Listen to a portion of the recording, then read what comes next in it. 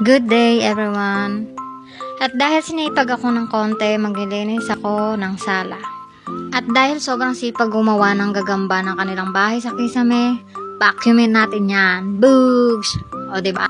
So uunahin kong gamitin yung bala na pwede sa singit-singit ng bahay nyo. Makukuha yung dumi na yan. So ang cute lang nito. Pero pwede nyo din naman yan tanggalin para yung natural na bilog niya. Yun yung magamit nyo. So, dalawa kasi yung bala niyan.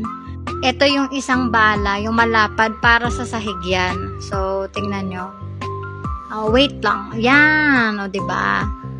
Para sa sahig talaga yan. So, mahilig ko tong gamitin kasi nga yung mga buhok-buhok ko, sobrang daming naglalagas. So, ayan yung para sa kanya. So, sige, kunin lang natin lahat yan. Oh, wait, napagod talaga ako dyan. So, ito yung sinasabi ko sa inyo, pag walang bala, yan lang, bilog lang siya. So, nakakapagod talaga kasi medyo mabigat siya. So, ayan na. Ginamit ko din yan sa comb. Kasi nga marami na namang buhok ko. Nagkalat talaga yung buhok ko eh.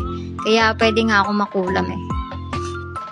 So, ganito nyo lang siya tatanggalin. Pindutin nyo lang. Then, nandyan na yung strainer. Nandyan na lahat ng kalat, ng dumi.